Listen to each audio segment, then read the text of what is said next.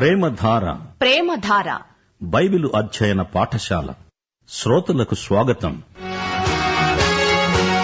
దేవుని స్వరూప్య నీతిక, క్రీస్తేసు దైవత్వ మర్మ సారాంశ పొందిక కొలస్సీ పత్రిక. యేసుక్రీస్తు ఆధిక్యతను, ఆయనలో ఉన్న సంపూర్ణతను నొక్కి వక్కాణించిన పత్రిక కొలస్సీ పత్రిక. దుర్బోధకులను, తప్పుడు సిద్ధాంతాలను ఖండించడంలో లెస్సైన పత్రిక కొలస్సీ పత్రిక. వినండి, అపోస్తలుడైన పౌలు కొలస్సీయులకు రాసిన పత్రిక వర్తమానాలు.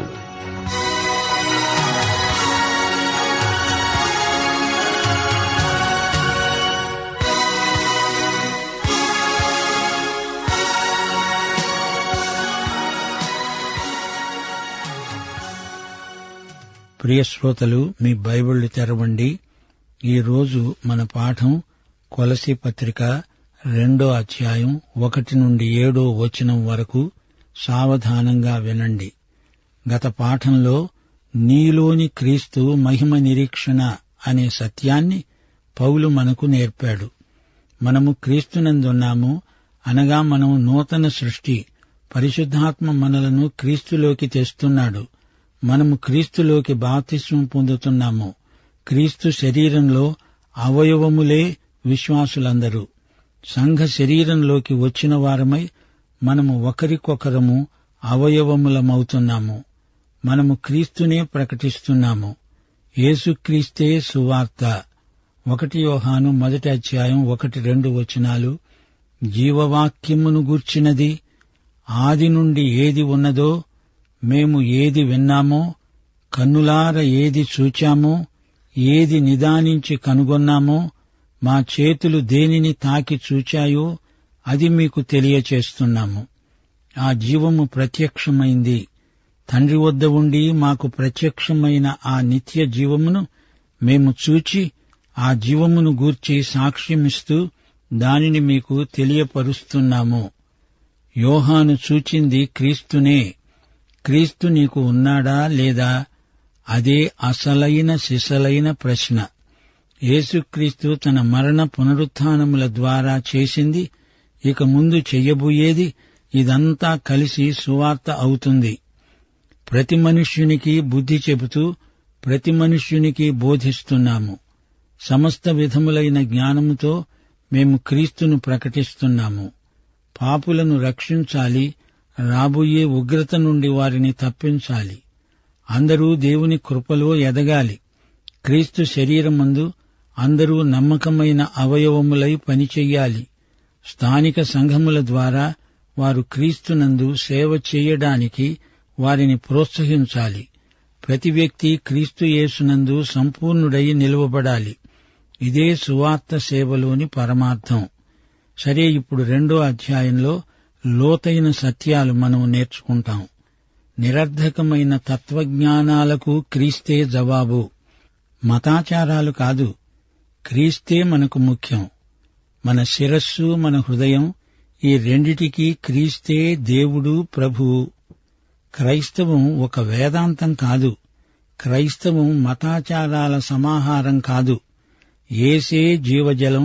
ఈ జీవజలాన్ని ఆవిరిగా మార్చకండి, లేదా గడ్డగట్టిపోయిన మంచు ముక్కగా చేయకండి. నీళ్లు తాగుతాము గాని ఆవిరిని మింగము, మంచుగడ్డలను తినము.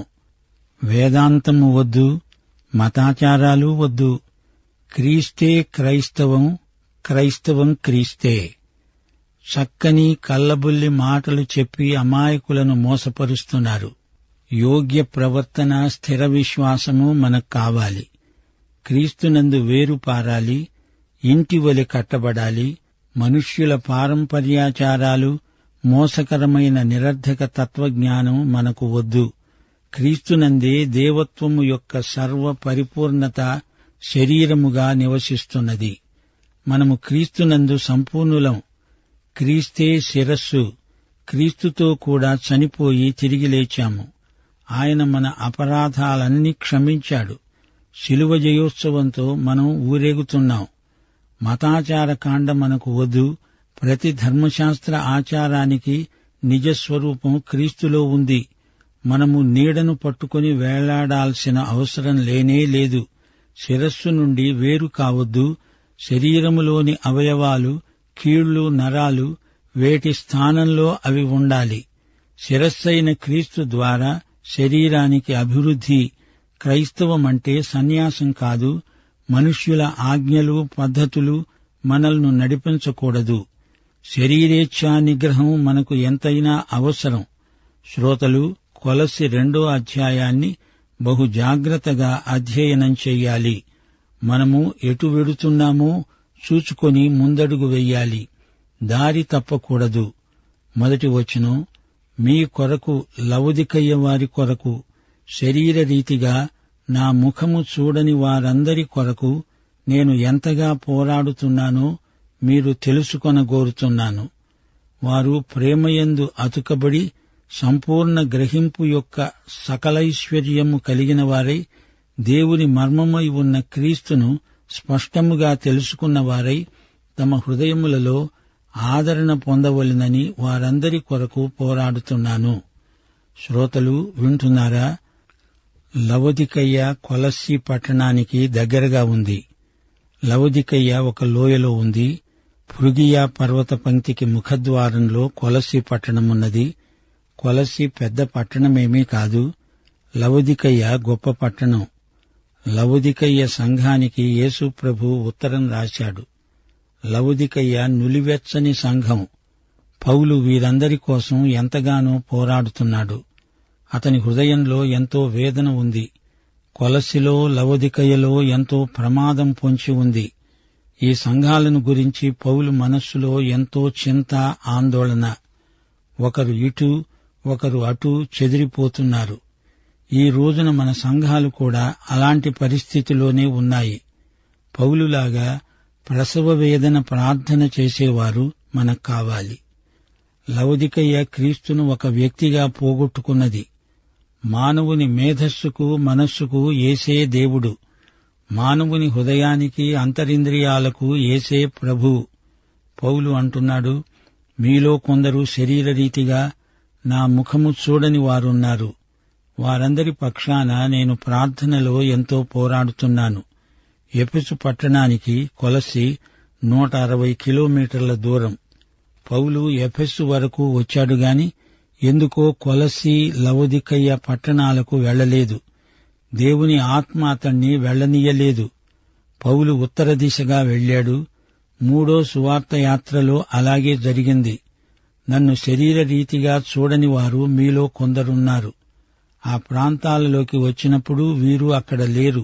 పౌలు అక్కడికి వెళ్లలేదు. వీరు ఆయన ఉన్న చోటికి రాలేదు. వారు తమ హృదయములలో ఆదరణ పొందాలని పౌలు కోరిక. హృదయము అంటే వారి అంతర్గతం అని అర్థం. హృదయం మానవీయ వ్యక్తిత్వానికి సంకేతం. వారందరూ పూర్తిగా ఆదరణ పొందాలని పౌలు అభిలాష. వారు ప్రేమయందు అతకబడాలి. అనగా ప్రేమ వారిని సమైక్యపరుస్తుంది. భక్తి ఉన్నంత మాత్రాన సరిపోదు. ఒకరికొకరు ఏమేమో ఇచ్చి పుచ్చుకున్నంత మాత్రాన చాలదు. ఆధ్యాత్మికత ఇలాంటి వాటికి పరిమితం కాదు. వారు ఒకరికొకరు అతకబడాలి. అలా చేయగల శక్తి ప్రేమకే ఉంది. సంపూర్ణ గ్రహింపు యొక్క సకలైశ్వర్యము కలిగిన వారై ఉండాలి.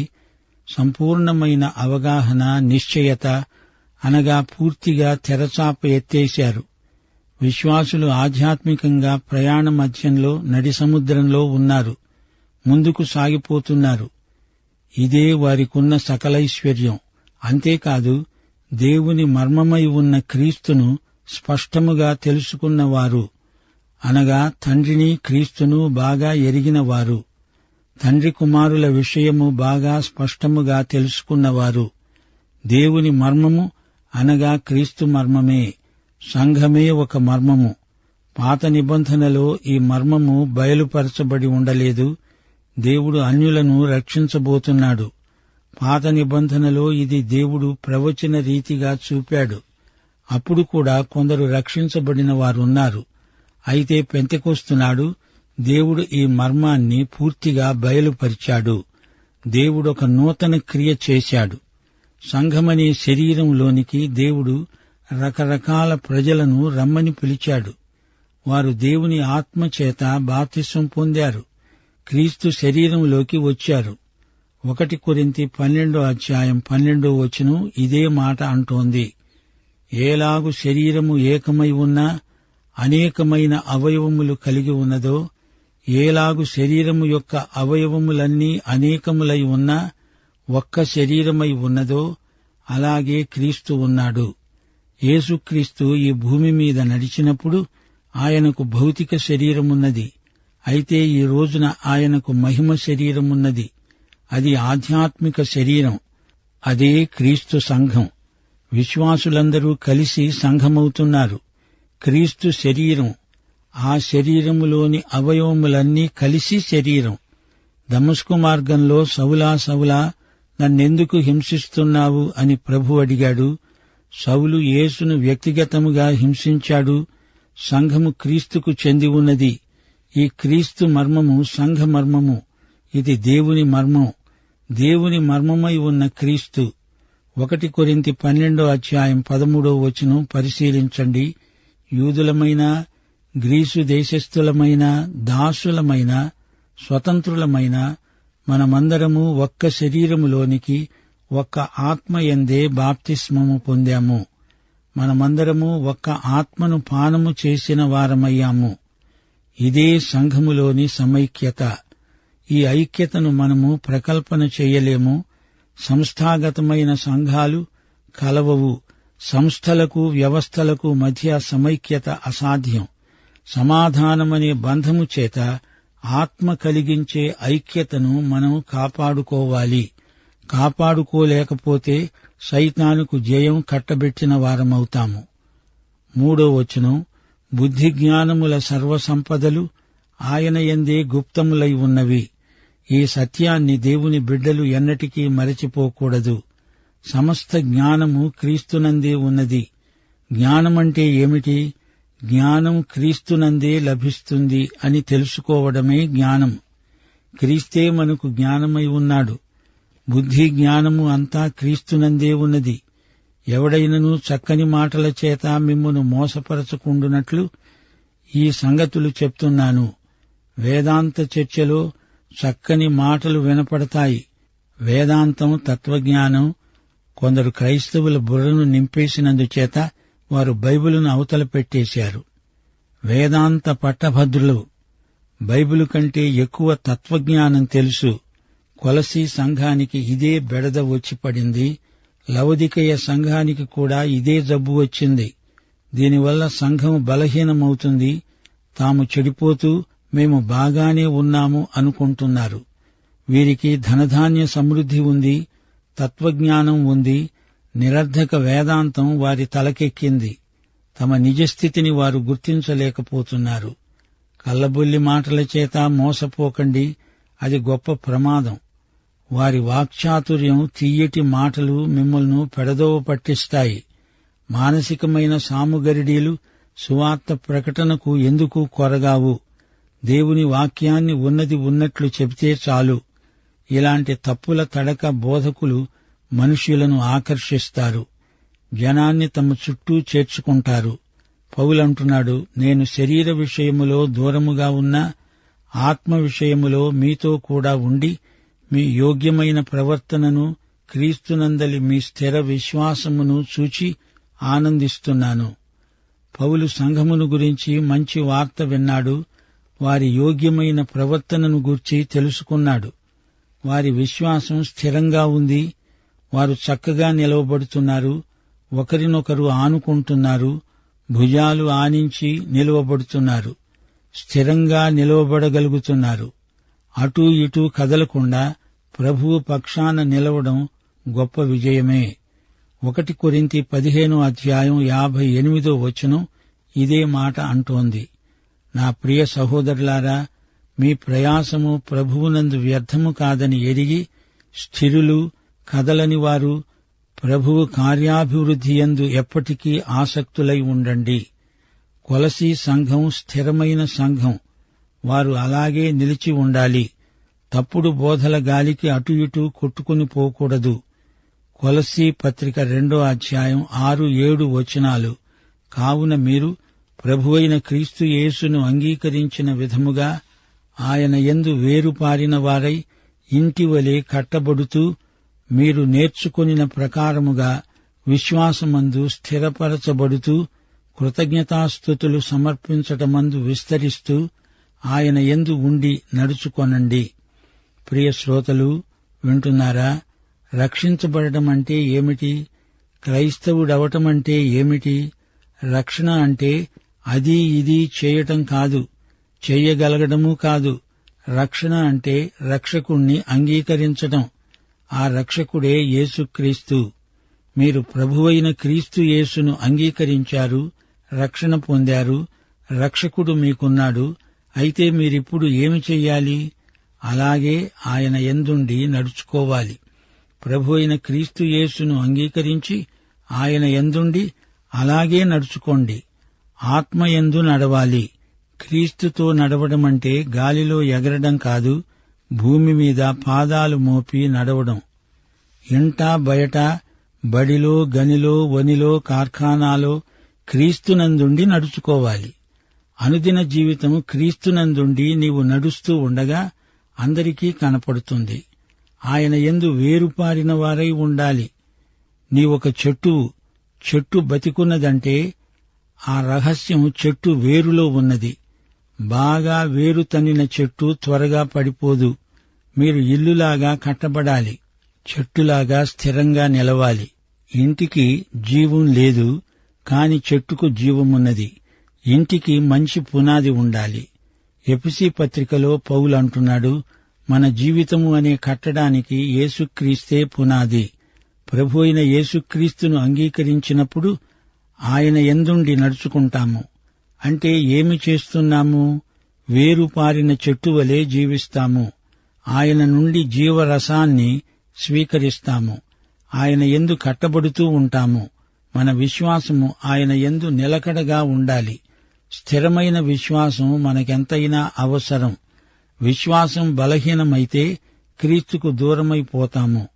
ప్రియ శ్రోతలు, వింటున్నారా? కొలసీ పత్రిక క్రీస్తు యొక్క ప్రాముఖ్యాన్ని మనకు ఎత్తి చూపుతుంది. మన జీవితంలో ఎట్టి పరిస్థితికైనా క్రీస్తు చాలు. సంపూర్ణత, బుద్ధి, జ్ఞానములు అన్నీ క్రీస్తులోనే ఉన్నాయి. క్రీస్తునందు సంఘ మర్మము పూర్తిగా బయలుపరచబడింది. ఈ పత్రిక అంతటిలో మొదటి అధ్యాయంలో 8వ వచనంలో మాత్రం ఒక్కసారే పరిశుద్ధాత్మ పేర్కొనబడడం విశేషం. ఎపఫ్రా ఆత్మయందలి మీ ప్రేమను మాకు తెలిపినవాడు. అయితే 9వ వచనంలో ఆనందం, ఓర్పు, దీర్ఘశాంతం మొదలైన ఆత్మ ఫలాలు చెప్పబడ్డాయి. అయితే ఈ పత్రిక అంతటిలో యేసుక్రీస్తే ప్రభువు అని నొక్కి చెప్పడం జరిగింది. యేసు ప్రభుత్వాన్ని గుర్తించడం పరిశుద్ధాత్మ కార్యమే. వేదాంతం కాదు, మతాచారాలు కాదు, క్రీస్తే మనకు ముఖ్యం. భక్తి అంటే అర్థమేమిటో ఈ పత్రిక విడమర్చి చెప్తోంది. అన్ని విషయములలో ప్రభువును సంతోషపెట్టేటట్లు ఆయనకు తగినట్లుగా నడుచుకోవాలి. పరిశుద్ధత అంటే ఏమిటి? యేసుక్రీస్తు నాకు నీకు పరిశుద్ధత అయి ఉన్నాడు. దేవుని వాక్యము తప్ప మరి దేనికి మనపై తీర్పు తీర్చే అధికారం లేదు. బాహిరమైన ఆచారాలను బట్టి మనం పరిశుద్ధులము కాము. క్రీస్తు రక్తాన్ని బట్టే మనకు హృదయశుద్ధి కలిగితే అదే పరిశుద్ధత. బాహిరాచారాలు హృదయాన్ని శుద్ధిపరచలేవు. ప్రియశ్రోతలు, వింటున్నారా? ఈ రోజు పాఠం మనకెంతో అమూల్యమైనది. ప్రార్థన అంటే పోరాటం. విశ్వాసులం మనమంతా ప్రేమయందు అతకబడి ఉన్నాము. అయితే ఒక ప్రశ్న, ఈ యేసుక్రీస్తును నీ రక్షకుడుగా, ప్రభువుగా నీవెరుగుదువా? అయితే ఈ పాఠమంతా నీకోసమే. ప్రభు అయిన యేసుక్రీస్తు వారి కృప, తండ్రి అయిన దేవుని ప్రేమ, పరిశుద్ధాత్మ యొక్క నిత్య సహవాసము మనకందరికీ తోడై ఉండునుగాక. ఆమేన్.